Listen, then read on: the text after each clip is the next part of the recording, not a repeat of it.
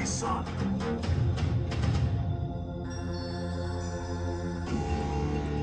It is time to seek our answers.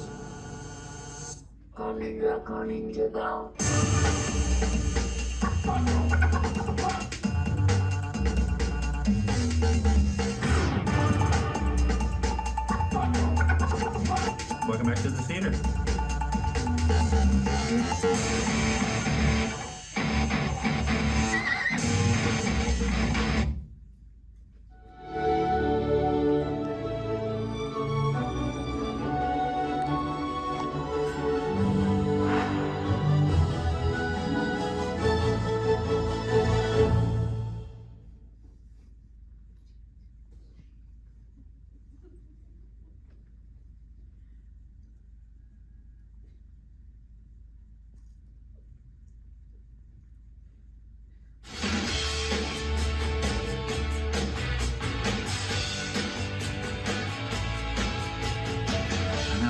I'm the director of Pretty in Pink, and I'm here to talk to you about it.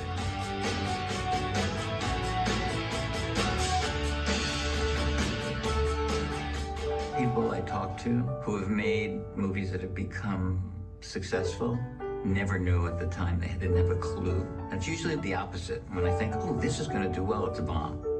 But this was just a little movie, you know, about a girl who gets to go to the prom with the guy she really wants to go with, and nobody thought this we'd be sitting here today talking about.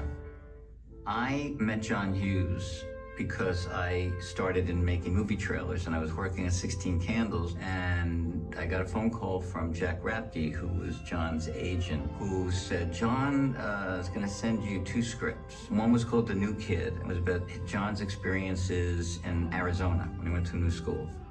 And the other was Pretty in Pink, and I read them both, and I remember Pretty in Pink made me cry, and so I said, I'll do that one. Working with John Hughes was a dream come true because Pretty in Pink was the first movie he produced. Good morning. Welcome to another day of higher education. Hi, Ducky. How are you? Not that bad, considering I'm in this dump. Producing was a bigger deal to him than a lot of other directors who do produce, because he had a vision for a company. And Pretty in Pink was the first movie that he wanted to produce. He was happy and excited, and it wasn't just work. It was like a life for him.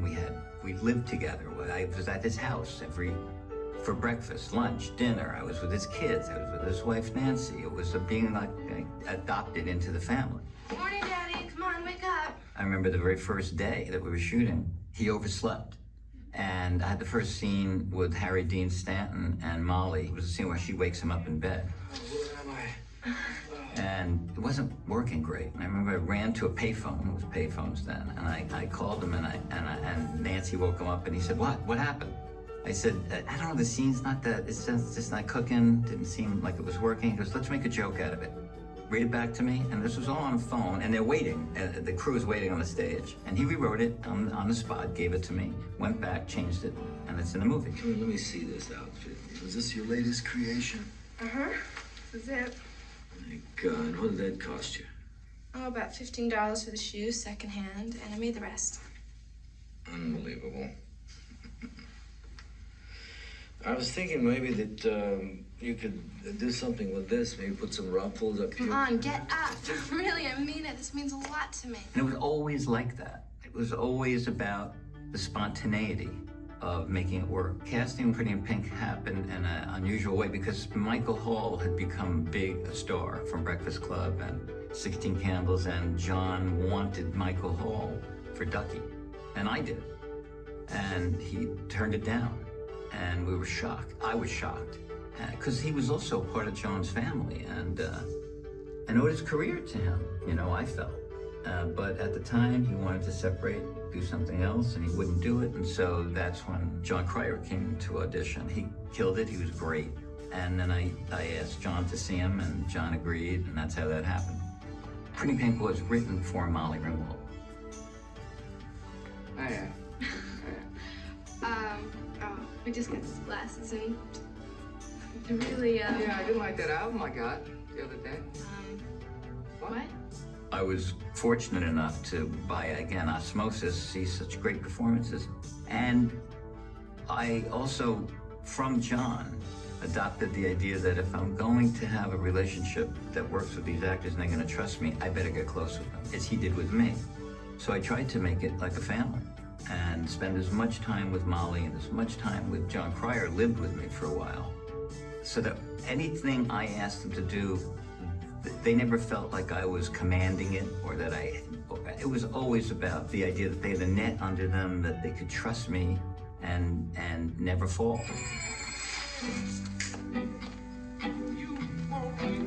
My favorite scene to shoot was the dancing scene, Try a Little Tenderness, with John Cryer, because I had done a lot of dance sequences and a lot of choreography with the music videos I'd done with Billy Joel and others, Billy Idol, and so I got Kenny Ortega to come in, great choreographer, and together we did that, and I thought it just, it was fun. I never thought it would become what it had become, iconic, but I knew there was something special about it.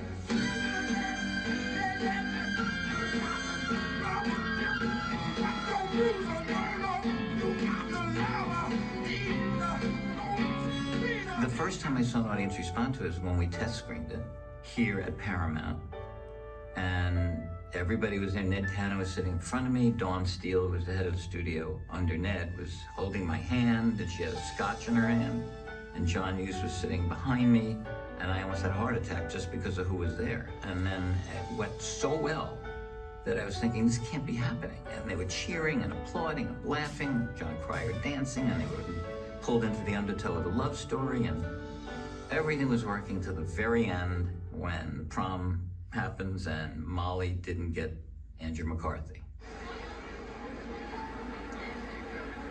A little lingering dump, perhaps, Matt? You know, you gotta give her credit, though. I mean, after you dumped her, she certainly went out and found herself what I'd have to say is probably the most interesting date that our generation will Steph. And then they booed. And I thought, yep, this is figures, this is what my life is. So we had to find a way to make it work. That became an issue because the entire script, basically, the idea of it was true love overcomes everything. And Ducky loved Molly. And it was true love. So how do you fix that? But I remember one day in the editing room, John came in, he sat down on the floor, and he says, I got it. And I go, how, what? And Paramount at this point was like, you gotta fix, you gotta help us. Andrew McCarthy has to come alone. And that was it for him. He figured from that point on, it was like, okay. And he literally almost just wrote it in front of us. And Paramount said, okay, and you have 1 day to reshoot it. And so we have 1 day to redo the entire ending.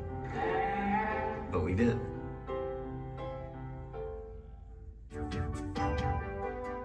There's something about John's characters that endure because they're real people. They're not based on anything but humanity. You know, he knew these people, and there were slivers of himself that he put into them. So I always think that's part of the magic of why people won't let go of those movies. I just think I was fortunate and lucky to get that chance to make that movie.